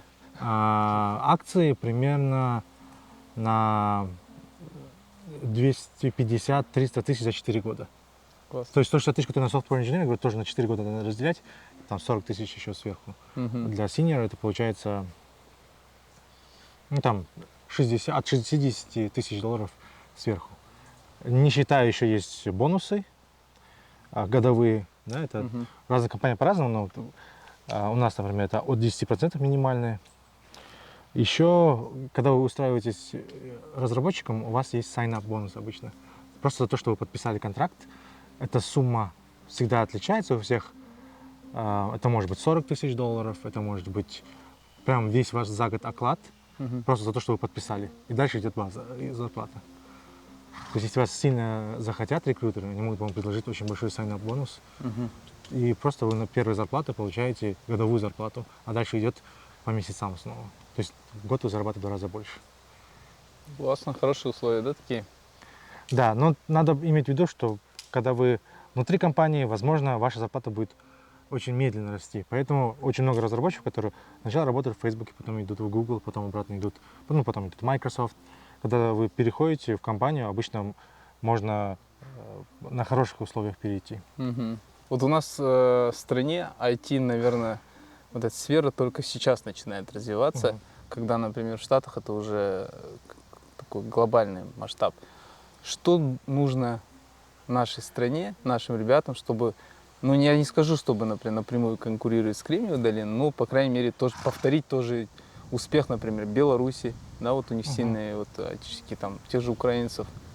Мне кажется, к этому идут уже в Казахстане.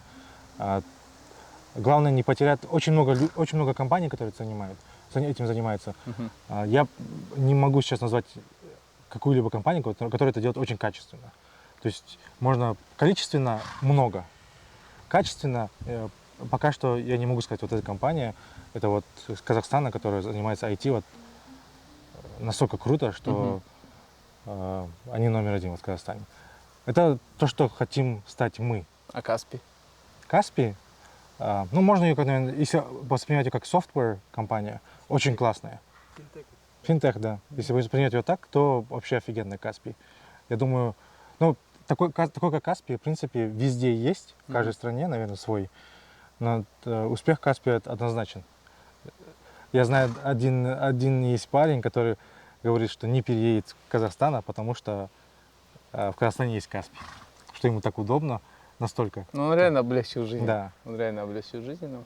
Расскажи, пожалуйста, как обустроена внутренняя кухня компании? То есть менеджмент, чем они отличаются от тех же казахстанских или других компаний? В первую очередь, сейчас в США максимально flat management.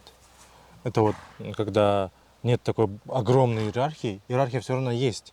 Есть CEO, есть там vice president и все эти дела.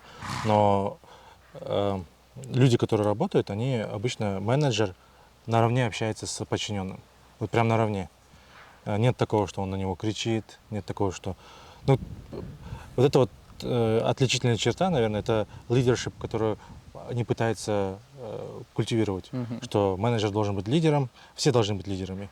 И он не твой работодатель, да, он лидер, за которым ты пошел. В этом большая разница. Поэтому в больших компаниях всегда есть митинги one-on-one, да, один на один, с сотрудником каждый. У меня такой митинг сейчас происходит 3-4 раза в неделю с моим менеджером. 3-4 раза в неделю он может меня спросить, типа, как дела, не хочешь ли ты отдохнуть, там, все ли дома хорошо, и такие дела. И на этом менеджмент полностью обсуждается... Такой френдли это, да? Да, такая обстановка. обсуждается вот твоя карьера. То есть ты говоришь, я хочу быть менеджером. Ну, то есть ты свой менеджер говоришь, типа, я хочу быть менеджером. И он тебе говорит, что нужно сделать, какие там документы надо подготовить, там нужно какой-то пакет подготовить, да, чтобы стать менеджером. И он тебе все объясняет, и в принципе, то есть он не видит в тебе конкурента, то есть ты менеджер, он менеджер, нет. То есть они хотят, чтобы ты рос, да. В этом очень большая разница, наверное, есть люди, которые не хотят, чтобы сотрудники компании росли, а просто чтобы были они и делали работу.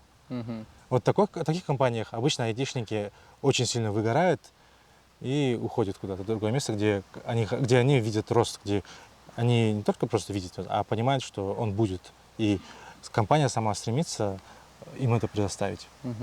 Я знаю, что ты женился здесь, потом забрал свою супругу уже в Штат. И дочь у вас родилась там. Каково ей было обустраиваться? Как вот расскажи, вот, жене? То есть как она отреагировала на это? Ну, жена разработчика, наверное, вот в долине, это отдельная тема. Получается, большинство мужчин приходят работать, а жены, они обычно просто не могут работать, потому что у них виза не предоставляет возможности работать. Супругам не дается. Да, и если ты не в этой сфере, не в IT, то жене очень сложно там находиться, потому что все окружение, которое с кем-то общаешься, они общаются про IT. Вот постоянные беседы про IT.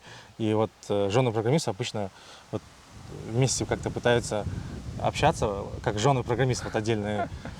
И обсуждают все, кроме IT. Кроме IT. Потому что у меня вот были друзья, получается, может быть, муж и жена оба в IT. И, например, тогда вот даже вот, казалось бы, они могли бы найти общий язык с женой, да, говорить о чем-то другом, но так как все начали говорить про IT, она там подключилась, например, моя жена об этом не может поговорить, да, и немного неинтересно становится ей. Вот, так что нужно, я даже не знаю, какой совет в этом случае дать. Нужно просто искать, наверное, в группах женщинам, женам программистам, там отдельные группы создать и общаться между собой. Но адаптироваться, нам немного было сложно в плане том, что мы думали, сейчас в Кремниевую долину мы приедем. Мы когда снимали квартиру, мы взяли квартиру, вот, где есть метро, чтобы ездить в даунтаун, гулять там и возвращаться, да, без машины. Так получилось, что началась пандемия, и мы просто сидели дома. Вот, У вас тоже жестко было, да? У нас очень жестко было, да. Все было закрыто, все было в масках. Какое-то время еще было мародерство в городе Сан-Хосе. Да, мы все видели. Да. И мы тоже не выходили на улицу. Еще часто бывают пожары, да, вот сейчас сезон пожаров в Калифорнии, и воздух очень загрязненный бывает. Такое тоже, и мы не выходим на улицу. С женам, что еще насчет жен сказать?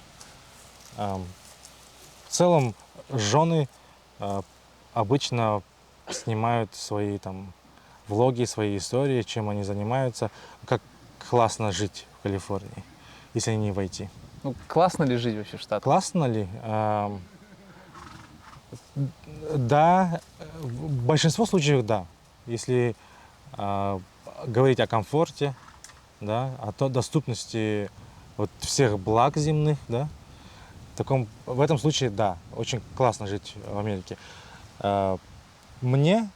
Я себя не считаю, что вот здесь я нахожусь, здесь я абсолютно счастлив. В Америке нет, такого ощущения нет. Там просто достаточно высокая зарплата, что позволяет тебе достаточно хорошо жить. Комфортно, да? Да, если такая же зарплата в Казахстане, то в Казахстане еще комфортнее жить на самом деле. Ты планируешь вернуться в Казахстан? Да. Ты не хочешь там оставаться? Нет. Точно.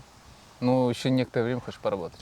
Пока, да, пока у нас такой план, что до того момента, когда дочке нужно будет идти в 1 класс, мы должны определиться с местом, где мы хотим, чтобы она росла как личность вообще. В одном месте уже, без Да. переезда, без Да. стресса. Да? С кем она будет себя ассоциировать, вот. Потому что влияние школы, оно огромное.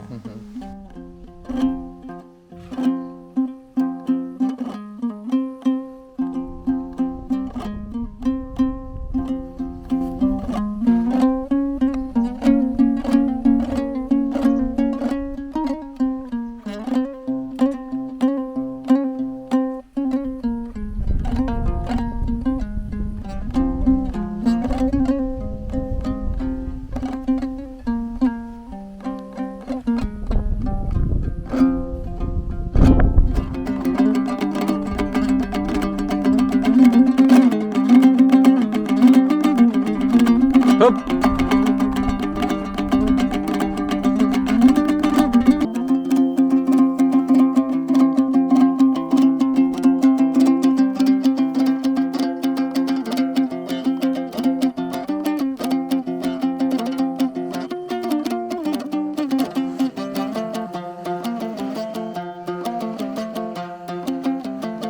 Когда на думбре играешь, прям какие-то вот внутренние струны души, да? Я не знаю, может другим это кажется какие-то там однотипные звуки, но у нас вот прям какая-то целая палитра мы слышим, да, мы видим, а если знать историю Кио, да, то она вообще просто... Да, вот это самый, наверное, самый главный фактор, те, кто играет именно Кио, это entertainment, который был, да, это сначала ты расскажешь историю, потом только начинаешь играть произведение. У каждого произведения была история, и ты всегда должен был это рассказать. И прикиньте, какое классное было застолье. Кто-то новый приходит, играет какие-то Кио, передает другим, рассказывает историю. Это, я считаю, вообще это наследие, которое нужно сохранить стопудово. Красавчик, молодец. Рязанов Саван, базара нет, молодец. Вообще. Макса я совсем немного знаю, но вот прям за этот день снова новые грани открываются. Я боюсь представить, что дальше ночью будет. Мы сейчас будем кушать. Уже мясо приготовилось. Сейчас я вам покажу. Да, у меня есть. Вот так выглядит наша трапезная сегодня. Барана добыли в воздухе. Барана поймали, архара.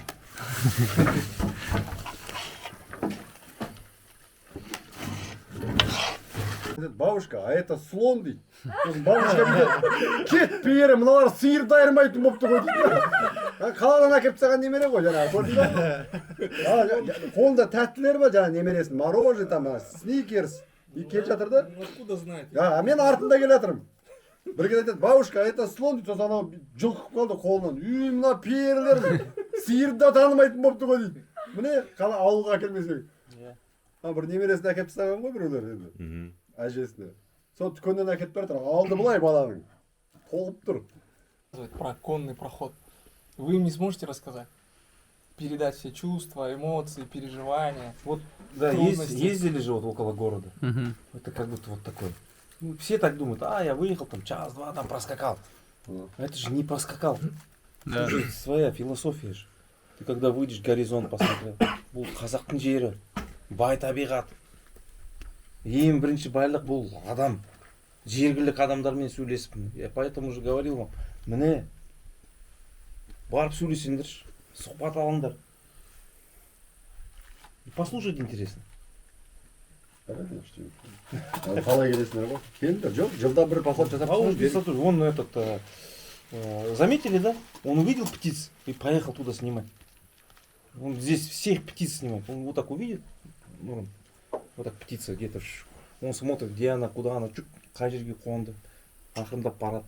Ұясы қай жерде, яйца поснимает, если удастся. Вот увлеченный человек. А Миша работает, да? Көрдіңіз ба? Работает, да. Не просто так. Его надо близко узнавать человека. Я когда узнал, все, я зауважал вообще. И увидел в Facebook только его фотографии, там он уже там, у них свое сообщество, кто-то там профессионально, он уже, ему там фотоаппарат даже подарили, да? Мен басында соткаға түсіріп жүрдім ғой. Нұрлан дейтін жігіт екеуміз араласып кеттік енді жақсы. Алматыдікі ғой, қазір Астанада ғой. Бір күні звондайды. Мен еще ана мелкий воробьиниларды білмеймін да, там 100 с чем-то видов. Енді мен орнитолог пока самоучкамын ғой, оқыған жоқпын. Учусь, енді хищниктардың түгілін білемін мен. Жайып кетсем, воробьиний шатаса, соны соткаға түсірем, көрсетем маған, жіберем, мынау қандай торғай деп.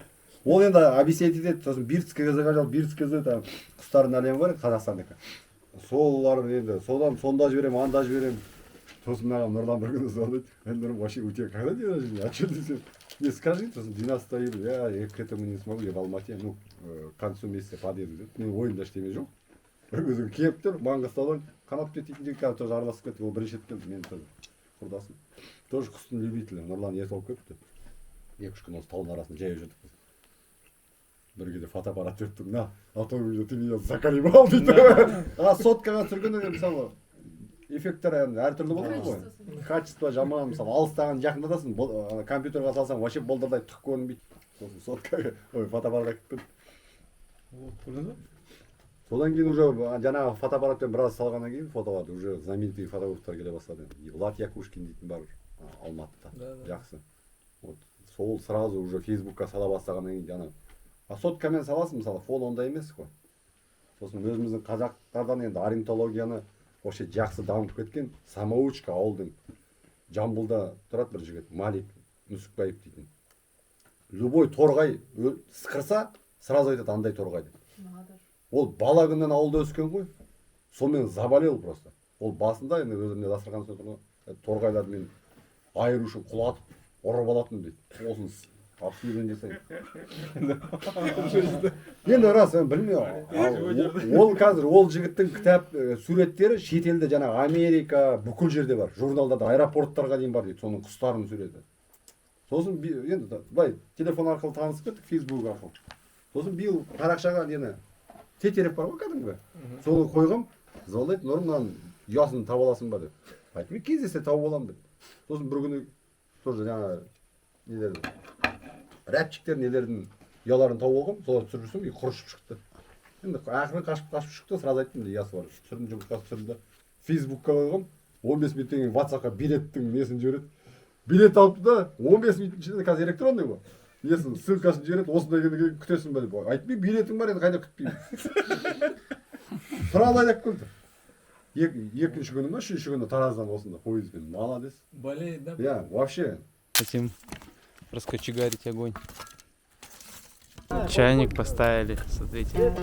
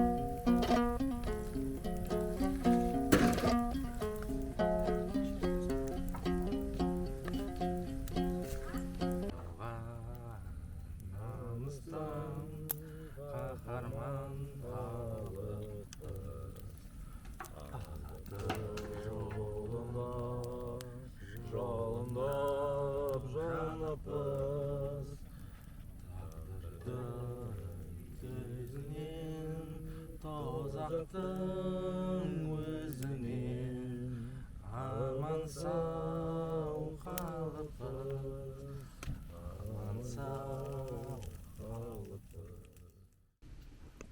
Вот такой вид был у меня, когда я открыл глаза. Жігіттер острые все же едят, да? Да. Да. Все так. Рамен. Да, да. На сурпе, по рамену. Вот наши.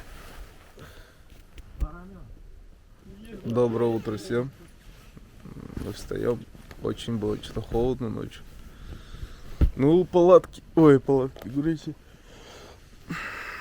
Но в мешках все равно кайфово. Вначале немного жарко. Потом быстро привыкаешь. Главное уснуть быстро. Вот так мы сегодня ночевали. Все, мы выходим. Что летом лежим. Да? Ой. Салам алейкум. Что за блогеры? Пойдем, смотри. Вы туда добавили вот эти соусы. Вот, казахская сурпа с бараменом. От баранины вчера, да? Да. И вот такие. Что, ночью вам как, не холодно было? Нет, нормально, жарко даже. Вот в мешке, да, жарко. Вначале жарко. До минус 5.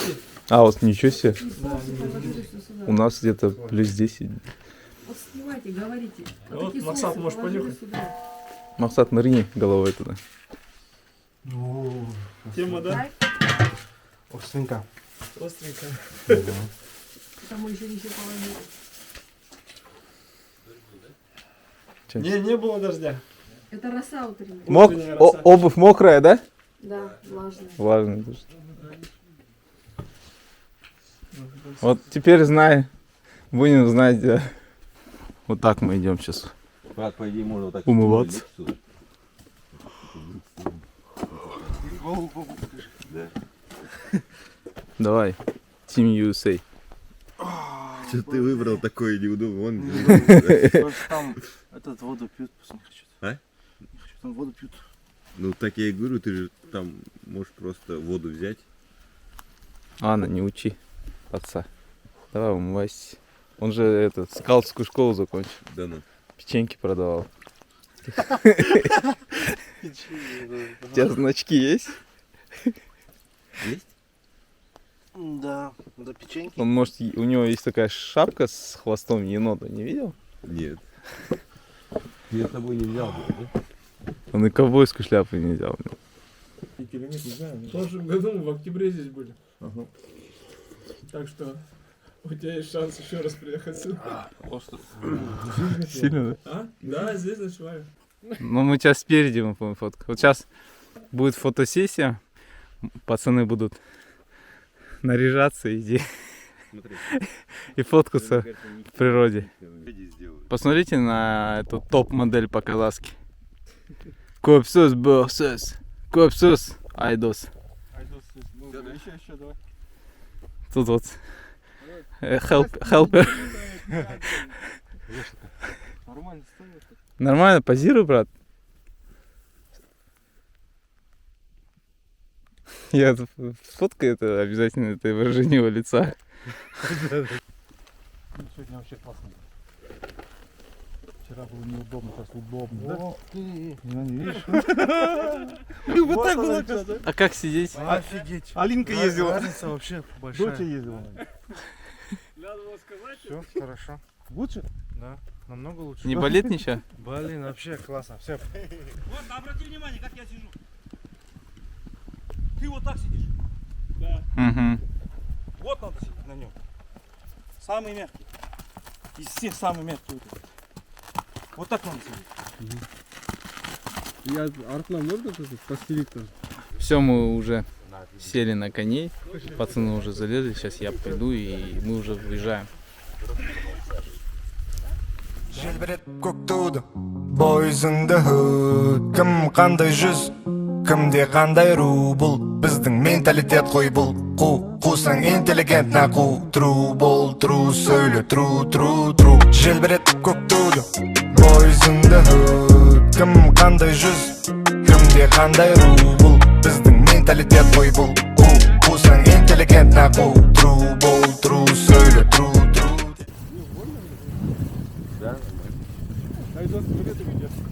Айдос, ты смирился? Да. Смирение, да? Сегодня кайфово. Максат, с кем бы ты из исторических деятелей Казахстана хотел бы встретиться и о чем бы поговорил бы и какой задал бы вопрос? С первыми, например, вот возьмем Хажмукана, например, да? Он же там летел во Францию. И мне бы хотелось бы у него спросить, вот он же жил вот так вот, ну, в степи, да? И каково ему было попасть вот так, как Франция. Вот. Это вот такой, как Птушкин полетел, знаешь, куда-то он уехал, считая. Мне было интересно, вот, какие у него ощущения, что он начал думать, а вообще как чего он образ жизни. Хотел бы он поменять свой образ жизни и стать таким, ну как во Франции, например, да, в домах жить. Это было бы очень интересно узнать. Да? Это я только думаю, потому что я сейчас на коне, и я задумался, а как вот люди, когда уезжали куда-то, о чем они думали? Там вот самый первый, который вообще не... Дальше, сейчас ведь у нас есть интернет, мы это все видим изначально, а потом вот туда приезжаем. А когда ты этого ничего не видел совсем, приезжаешь куда-то, о чем ты думаешь? В такую погоду намного легче идти, когда не жарко, не печет. Главное, чтобы дождь не пошел, не хочется промокать сейчас. А так тело немного дает о себе знать, что вчера были сверхнагрузки, необычные для твоего организма. Но терпимо, мы приняли это.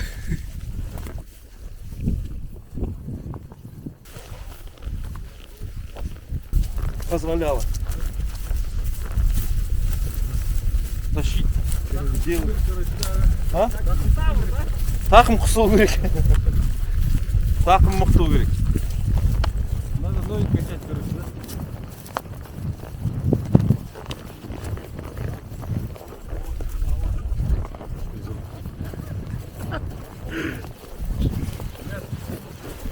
Нормально танцуй? Ну это что-то... Хорошо, болмаса. Давай. Это лезгинка, здесь сюда вешаются веники на зиму. Здесь выдалбливается, вот видите, да? И сюда сыпят соль. Сюда сыпят соль. То есть животные потом приходят и вот здесь вот, ну, как для минералов. Сейчас наши лошади лижут все здесь соленое, видишь? Знаешь? То есть это кормушки зимние.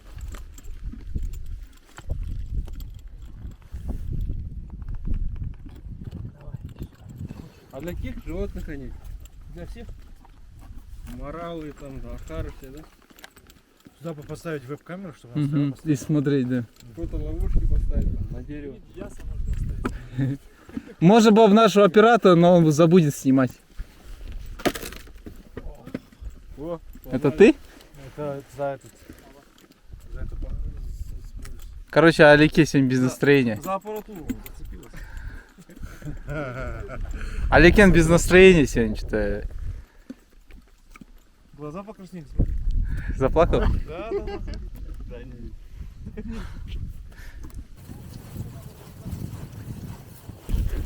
Чу! Чу! А это... Пошел! Чу! Чу! Опа!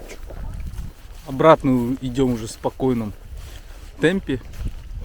Большинство тоже так молчат, уже подуставшие. Погода, кстати, очень классная. Туманно, не жарко, не холодно. Чуть-чуть дождик моросит. Но это намного комфортнее, мне кажется, чем в жару идти. Вчера довольно-таки жарко все, что опа! В яму что ли попал. Ну, такой вот идем туман, красивый тут.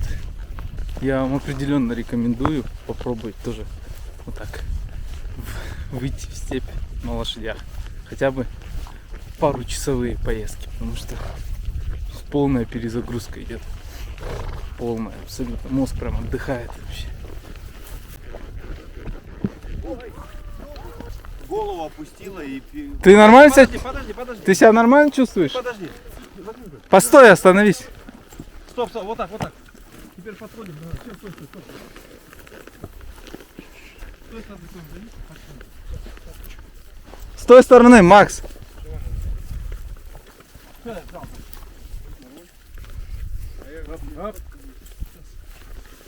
Тут, короче, больше переживаний за лошадь, чем за оса. Вот так за травой покати, меня перевернуло. Вот надо держать. Ты что, не ушибся? Нет, нормально. Право, я прям не знаю, успел заснять, не Я успел? видела. Да я видел, как он покатился, но не успел заснять, мне кажется. Секунду, видите? Еще раз. А что, надо повторить. Ляж, ляж. Да, нормально. Покрутись бедрами, поделай. Станцуй, Каржирго. Это он меня закармировал. А чё? Чё он говорил? Смотрите, он обиделся на меня из-за таких вещей. Я ему так сказал. Ну, короче, Асан виноват. Так что с Асаном Айдос каскадер. Айдос каскадер, давай бегу. Не, каждый должен, каждый это проходит, это все нормально, молодец. Каждый раз допадал. Я видел. Я видела. Неужели что-то хоть интересное заснял? Давай надо повторить. Не, подожди, дай у него пару слов возьму. Упал, реально. Да? Просто Траву, да, еще? Если- Это, я говорю, если бы день среди камней упал бы. Ага. Тогда было бы, я по-другому разговаривал. можете разговаривать. Да. Да. Нельзя вот так сидеть. Вначале, помните, я говорю? Да. Летишь. Вот, можно сидеть. Кстати, хорошо то, что я вот ноги, видите, вот так был, я сразу вылетел и не задел лошадь. Она, получается, как сама споткнулась же, да, лошадь? Она вниз вот так, да. Упала, да? В сторону дернула, он в другую сторону. А, ты просто неустойчиво сидел, видишь, в седле сам. Короче, вызов виноват. Короче, сам виноват, да. У нас привал, только не мы кушаем, а наши лошади. Он меня на первый раз простил, я так легонько упал. Такой урок. Да, он говорит, со мной шутки плохи, в следующий раз все будет по-серьезному. Предупреждение тебе.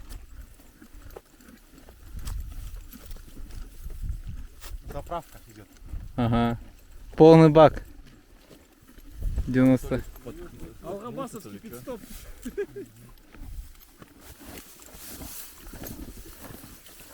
Смотря на лошадей, у меня тоже разыгрался аппетит. Буду есть вот такие микс здоровья. Миндаль, клюква сушеная, тыква, тыквенные семечки и бразильский орех.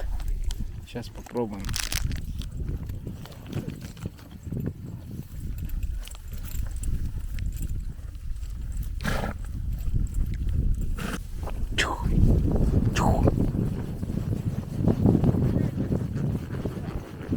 Перехватывай, Максат!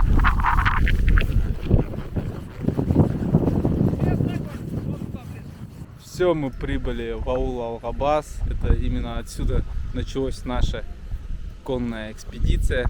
Все проехали, все нормально, все до конца доехали, все живы, здоровы. Одно было падение только у нас, и все в целом. Супер. Кстати, сегодня чуть даже больнее, чем было вчера. Я вот за эти 2 дня испытал такую боль, что с чем это вообразить. Но это было очень тяжело, но с другого времени это такой приятный кайф. Всё, да? Что делаем такие сейчас? Подпруги отпускаем, Ага. потому что она сейчас горячая. Надо, чтобы остыло, видишь, плотность. Седло сразу не снимается. Почему?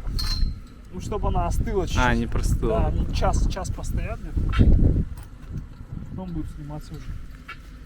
Мы это сделали. Все дошли, молодцы. Только вы себе подклады подложили под жопки ваши. Смягчили, как говорится. Читерство заняли. Ну ладно, главное дойти обратно. Обыкновенно что ли? Полностью кусок закинь в рот и все. Это не глаз, это Ну и второй. динозавр. Серега когда приехал первый раз, он, оказывается, 4,5 года из города, ну, чисто вот офисы в Black and White. Потом мы его взяли с собой в Кургажину. Везде койдың басы стоит. Забылись, прикинь, да и вслух такие смотрят. Какая доступ, что чуть тоже не забылся. Кто? Я тоже такой, ну что, кого мышцы? Когда Степа? Или второй? Нет, это второй. Второй с Ильяс. Давайте. Так делаем, так делаем. Как будет? Команда. Давайте вот так. Все? Давай. Давай. Ты все? Поехали? Да, все, Рахмет. Рахмет, ага. Давайте, Рахмет, Давайте туда, если не увидимся. давай. Давайте. Рахмет, Айдос. Давайте. Давайте, все, на связи. Фотки перекачай. Макс, ты чё? Ну, салфетки кто-то спрашивал. Ребят, возьмите. Рахмет. Қазақтың баласы ескендік мына жалғаннан қарада өткен қанды өткен беу дүниеде бәнді өткен селеде өткен салды өткен тотадай болып таранып саланып сұлу жарды өткен аманат сөзді арқалап қатепті талай нарды өткен